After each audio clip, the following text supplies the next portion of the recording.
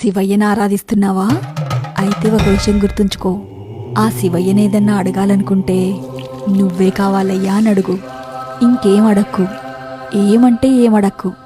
నీ అండ కావాలి శివయ్యా అని అడుగు చాలు. కానీ సహనం మాత్రం కోల్పోకు. అలా తన పాదాల వద్ద ఉండిపో. శివయ్య ముందు కూర్చుని వీలైనంతసేపు అలా చూస్తూనే ఉండు. నందీశ్వరుడంతే కదా, కూర్చుని ఎలా చూస్తుంటాడో తెలుసుగా, అచ్చు అలాగే. నీకేమివ్వాలో శివయ్యకు తెలుసు.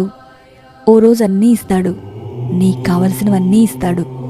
కానీ ఒక విషయం, శివభక్తి అంత సులువైంది కూడా కాదు. బాగా పరీక్షలు పెడతాడు, కఠినమైన పరీక్షలు పెడతాడు. కానీ ఇవన్నీ తట్టుకున్నప్పుడే కదా నిజమైన భక్తుడు అనిపించుకునేది. అలాంటి ఒక పరీక్షే కైలాసయాత్ర కూడా. కైలాసయాత్ర శివయ్య క్షేత్రాన్ని దర్శించుకునే ఓ దివ్యమైన పిలుపు. జీవితకాలంలో ఒక్కసారైనా దర్శించుకునే పవిత్ర కైలాసయాత్రకి ఎవరికి వెళ్ళాలనుండదు?